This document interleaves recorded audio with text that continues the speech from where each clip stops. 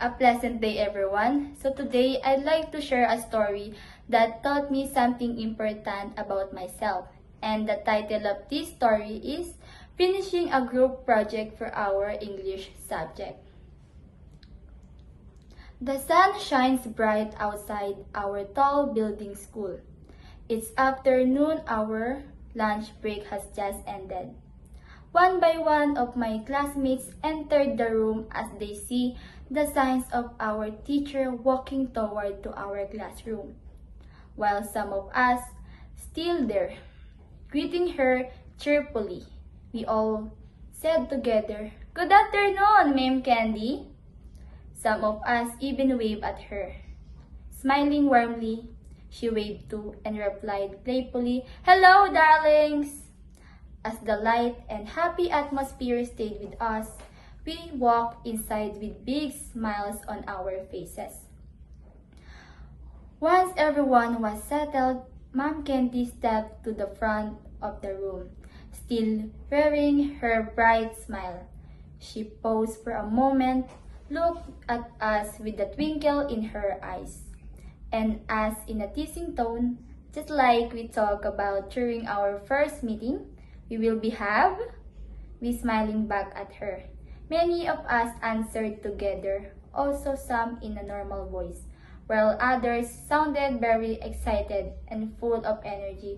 "Research!"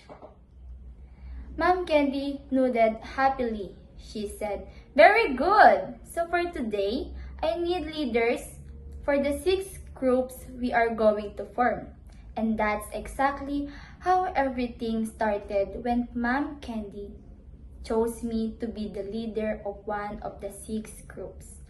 I felt so excited right away because I truly thought this project would be fun. Mom announced loudly, "All leaders, you will choose your own members now." That made me even more eager to start the task.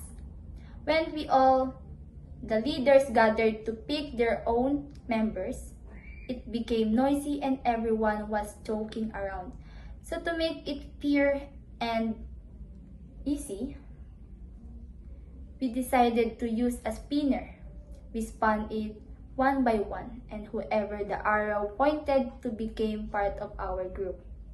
After just a few minutes, the choosing was done. I looked at my members and felt happy. Once everyone was settled into their groups, Mom Candy gathered us closer and gave clear instructions. For your first activity, each group will choose one word. As she began to explain what to do, I listened closely and took down notes, ready to start immediately. But badly and sadly, while I was paying full attention, my new members were not. Instead of listening, what they only do is playing around with each other. They completely ignored the instructions. When Mom gave us time to brainstorm and work, nothing happened because they did not help at all. After class, I messaged our group chat asking for their ideas and the parts they would prepare for tomorrow's presentation. I waited and waited, but no one replied. I felt super stressed, especially I was confused about some parts of the activity and really need their help. Plus, I was not taking care of English alone. I had 7 subjects that also needed my focus. The next morning, I went to Mom Candy before her period to our section and told her everything. I said to her in a trembling voice, "Ma'am, I don't think I can continue to let my group go." As I spoke slowly, I become more emotional.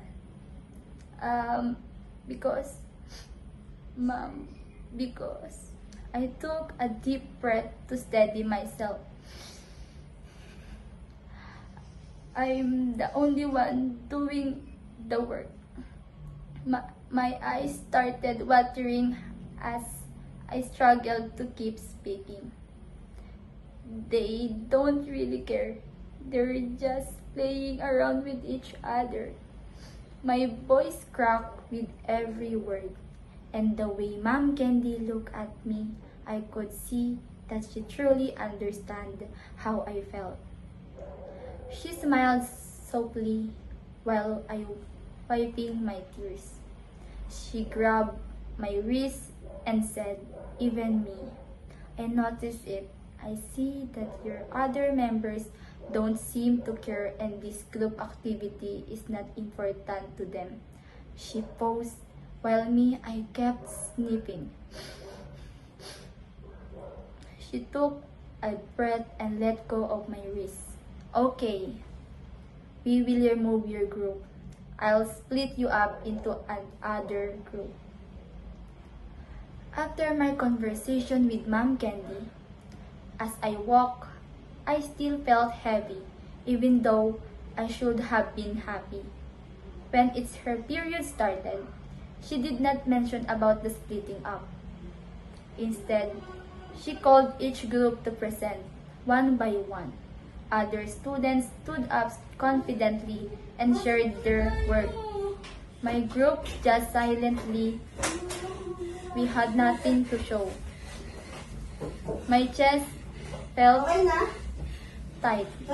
My hand felt tingly, and I was overwhelmed with panic and shame. While the 5 groups were presenting what they have done, I was silent, my face full of disappointment. It seemed that while they were presenting, I was trying not to cry. I can feel the pain in my chest because of trying not to cry. I almost bit my lower lip just to stop myself from crying and trying to calm. When everyone finished presenting, while Mom Candy was speaking in front, I was just quiet, holding back my tears. And when she dismissed us, I waited for her to leave before I walked out of the classroom, acting just calmly. I could not hold back anymore. I ran out of the stairs while crying and found a quiet corner on the 3rd floor. There, I covered my face and cried. A count of minutes, I cried with a small sound. And I prayed to the Lord, asking for wisdom, strength, and guidance. I kept praying while I wept, and slowly the heavy feeling lifted. It's not like it was earlier. It was so heavy. It's like I have a hope. I wiped my tears, took a deep breath, and went back to class with a brave smile. Later that day, I sent one more message saying, "Are you willing to help now? I really want us to finish this together and stay as one group." And this time, replies started coming in. And I also spoke to them properly in person, and they are slowly getting better. After seeing them changing, I talked to Mom Candy again about saying that, "Ma'am, we will continue our group. Please don't remove our group." And all Mom did in response was a soft smile and a slight nod as she walked away slowly. After that happened, we are also able to keep up with the group activity.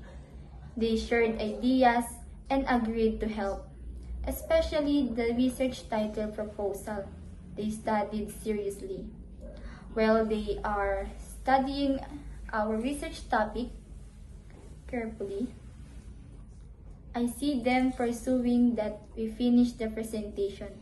Before our final presentation, we gathered for a quick prayer to keep us calm. When it was our turn, we spoke clearly and supported each other. We were a little nervous, but we finished well. Mom praised our effort and work.